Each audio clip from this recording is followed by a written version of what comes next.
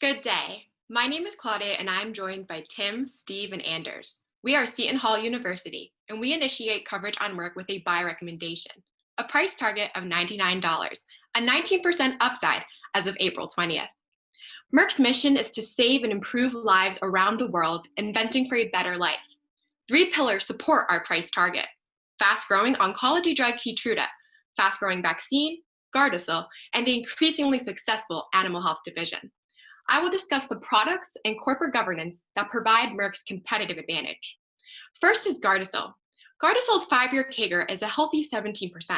There is room for growth for this HPV vaccine, as 97% of the world's eligible population has yet to be vaccinated. Next is Keytruda. Since its approval in 2015, Keytruda has dominated the lung cancer space. Its revenues are expected to be $23 billion by year 2025, making it the world's top-selling drug in history. Both drugs are patent protected to year 2028 and have recently surpassed the performance of competitors, including GlaxoSmithKline and Bristol Myers Squibb. Rounding out our holistic story is the animal health division. In this space, we see expanding sales reaching near twice the global rate. This division will only continue to grow as middle-income countries increase demands for antivirus protection. The best is yet to come for Merck. So, what else makes Merck special? Innovative pipeline progression and global expansion into China. With the industry's largest research program, Merck is finding new ways to use Keytruda in combination and in various cancer settings, extending its product lifecycle through optionalities. Merck is also expanding its presence in China, where the most predominant cancer is lung cancer. Over an 18-month period, Merck's sales in China increased 43%, while competitors are lagging behind at 11%. Merck is also committed to ESG. From environmental goals in wind energy and identifying antivirus compounds for the coronavirus outbreak to leadership and price transparency and well-rounded rankings from outside companies, Merck instills this commitment from concepts to practice. In addition, Merck's executive pay is in line with peers while maintaining a non-staggered board. Merck is committed to serving the global community. This is our holistic story, and now I present Tim with our financial story. Thank you, Claudia. The income statement tells a story of revenue growth, margin expansion, and earnings per share growth. This is a result of the successful execution of its innovation strategy. Revenues in 2018 were $42.3 billion, up 5% from the prior year. And in 2019, revenues were $46.9 billion, up 11% from the prior year. This growth is driven by all three pillars, especially the oncology pillar with Keytruda. And we forecast revenues to be $50.2 billion for 2020. Now, since 2014, gross margins, operating margins, and net margins have trended upward and are an impressive 70, 26, and 21% respectively, as cost cutting is boosting earnings per share. Common size income statement reveals a 10% reduction in total costs since 2016. There is manufacturing restructuring and AI advancements that should further reduce costs by $1.2 billion by 2022, pivoting Merck as the undisputed leader in oncology. This has led us to forecast a 21% CAGR in earnings per share. Also note that Merck has beaten the street's bottom line estimates every single quarter for the last 5 years, supporting our holistic story. Merck has a strong balance sheet. While its net debt to EBITDA ratio is 1x, it has a substantial interest coverage ratio of over 19 times, resulting in a strong A1 bond rating. In addition, return on equity has increased from 14% in 2016 up to 50%. Combine that with its strong current ratio of 1.32, which is stronger than that of Novartis, AstraZeneca, and GlaxoSmithKline. These numbers demonstrate Merck's effective balance sheet management. Now, Merck's history of operating cash flow is one of consistency in an industry where product lines can lose exclusivity and pricing power. Its strong cash flow displays strength in its operational efficiencies, strategic alliances, and its exceptional portfolio of innovative drugs. Operating cash flow was reported as $6.5 billion for 2017, $10.9 billion for 2018, and $13.4 billion for 2019. This upward trend is very important as operating cash flow is the primary driver of capital financing, CapEx, and dividend payments. Because of its strong cash flow, Merck's board of directors has declared a generous $10 billion share buyback and increased its dividend to 61 cents a share, marking the 9th consecutive year of a dividend increase. In addition, with Merck's dividend yield of 2.9%, it is a reward for waiting for the stock to increase to our $99 price target. And if you consider that the dividend yield on the S&P 500 is only 2.25%, 2.9% looks really attractive. While you're waiting for the capital gain, you can collect the dividend along the way. I'll now turn it over to Stephen to start our valuation. Thanks, Tim. To begin our valuation methods, we're going to first look at Merck's relative valuation to see how they stack up against their competitors. Holistically viewed, Merck's relative valuation is the most compelling in its class. Its forward PE of 13.9 and PEG ratio of 0.67 are major contributors to its #1 ranking. This can be seen in Merck's 5-year total cumulative return against the same peers and S&P 500. Merck's CAGR of 13% is well ahead of its peers at only 9%. In turn, we take our 2020 estimated EPS of $6.21 and multiply it by our forward PE of 13.9, resulting in an $86 price target. Next, in our bull bear analysis, our most optimistic price sits at $135, with our low price at $65, a very attractive upside to downside. Our bullish stance of $135 is based on an implied EBITDA CAGR of 9.2%.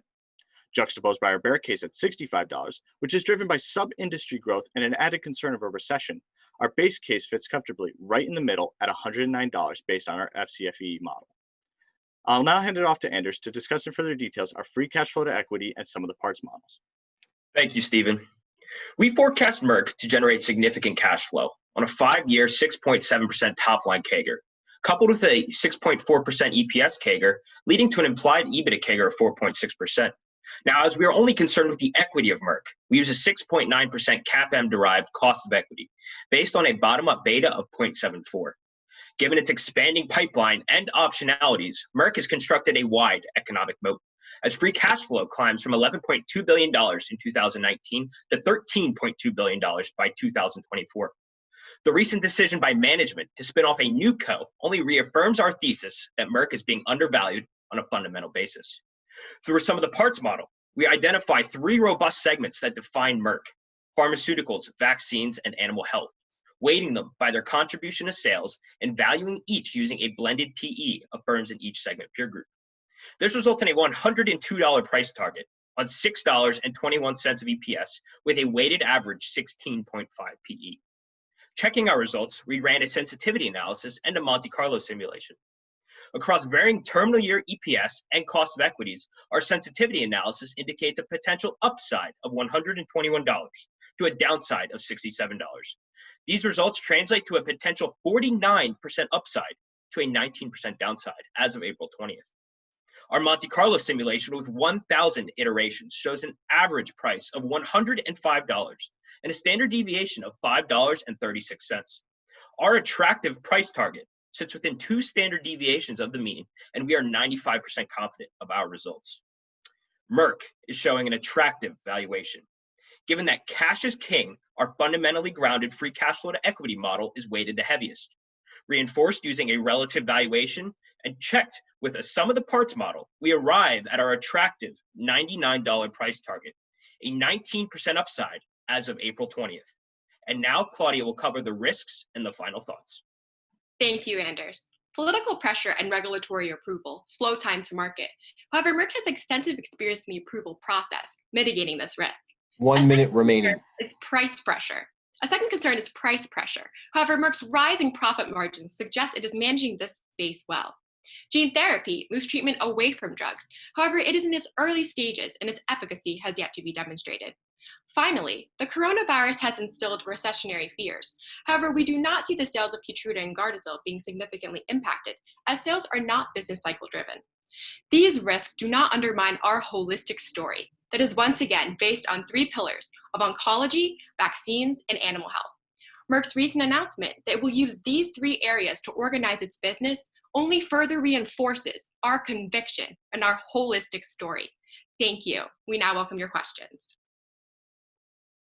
I'll go first. So I read somewhere that the company had announced plans to spin out its less high growth business lines. Can you just talk a little bit about that? And do you think it's a good decision on their part?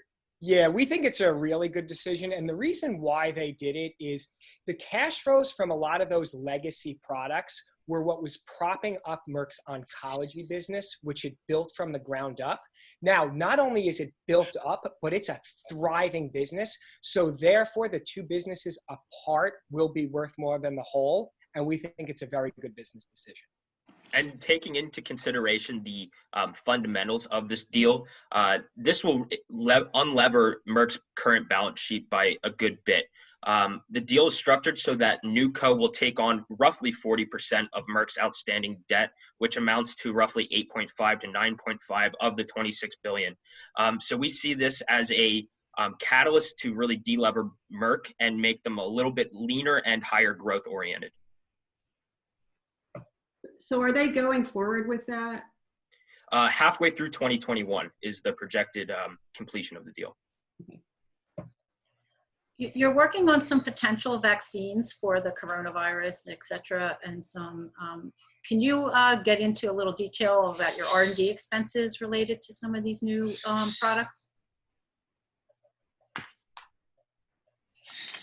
Sure. So as far as R&D expenses go, they don't really publish these numbers out for the public knowledge, but we can really see that what they're putting their money into with as far as the coronavirus isn't necessarily brand new vaccines. However, they're looking for ways that they can currently use their products in their portfolio to help mitigate or lessen some of the risks that are present within the COVID-19. Absolutely. And just moving forward with general research and development, Merck really takes it on a few approaches. They are the leader within the pharmaceutical space within in-house R&D, but they also utilize bolt-on acquisition deals. So this is agreements that they reach with maybe smaller biopharmaceutical companies that show promising trials early in the FDA status. So they might go and fund their research. And if this starts to yield good results, they might take on a more hands-on approach with this. You provided some income earnings per share forecasts. Can you share how that compares to what Wall Street expects? So currently our revenue projections are about in line with what the street expects, but our catalysts for getting there are greatly different. We look at Merck through this holistic lens, which is oncology, vaccines, and animal health. So our valuation is really oriented around that. We've read many other reports that just look at Merck through this one lens, which is their Keytruda line, which really only accounts for 24% of their current revenues, which in the grand scheme of things is a lot, yes, but considering the potential that the rest of their pipeline and current products have, we don't see it as a risk. For your earnings estimates going forward and looking at their earnings for the last 10 years, do you think it's reasonable to exclude ongoing expenses for mergers and acquisitions and restructurings, which seem to take place about every year? I get those being a pretty healthy component of GAAP earnings that tend to be ignored in this case.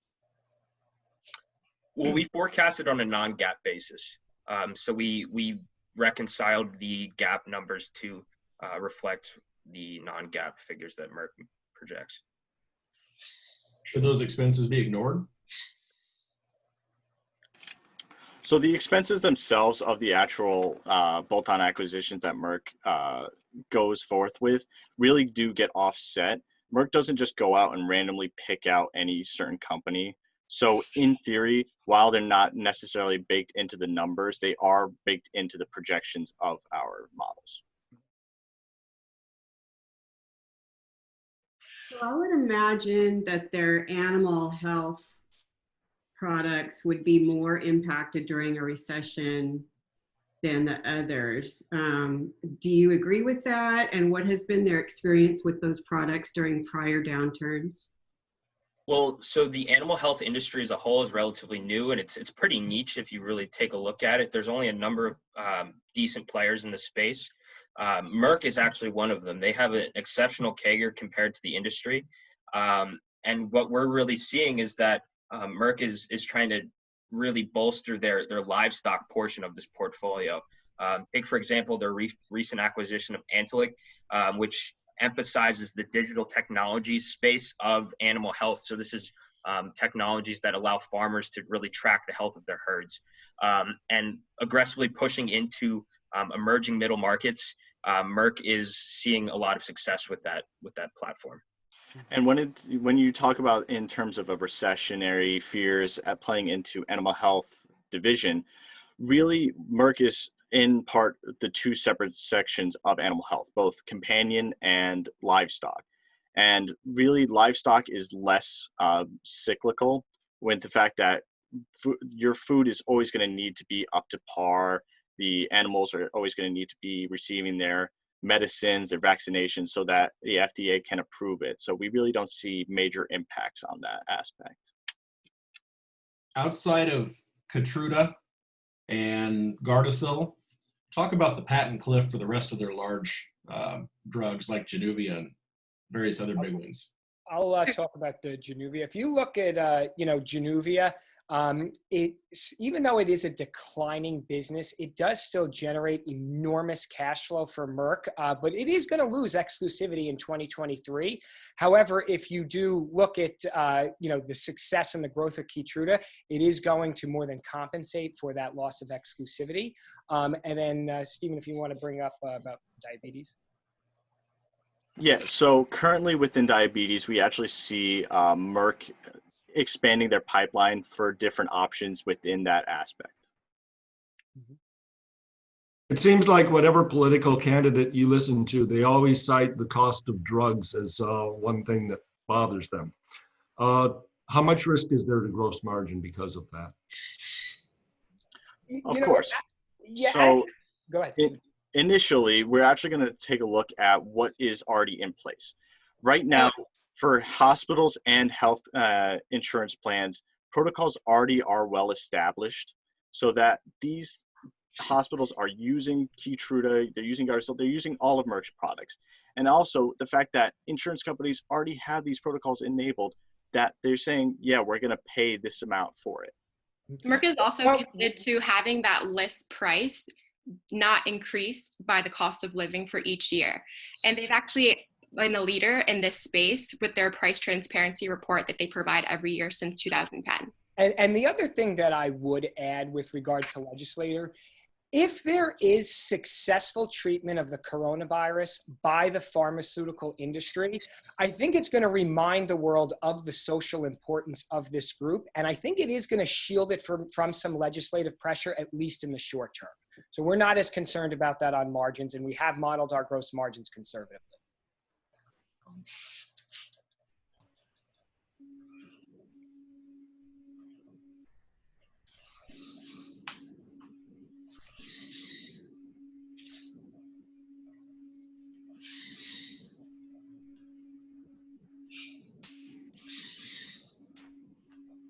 Talk about capital allocation in terms of share repurchases, dividend strategy versus reinvestment in the business. So, right now they are buying back $10 billion worth of stock. We do think that that's a very good move. Cash flow from its products is very, very strong. And also, management has an incentive to buy back the shares because a lot of their compensation is tied to stock options. We also know that share repurchases do tend to increase the value of the stock, whereas dividend increases, the company's essentially just liquidating itself. Also, share repurchases do give the company much more flexibility in times of crisis, or if there's a change and they want to be a little bit more flexible. So they are doing that as well too. So we like where they are now, and management has given us no guidance as to any changes, even though we are on the brink of a recession and the coronavirus. There's been no guidance and no reason to think that anything has changed. If you had a chance to question investor relations or management, what question did you ask them? Sure. So we would, if we had the opportunity to ask a question to management, we would be curious to see what type of R&D they're doing in the area of gene That's therapy. time. Thank you.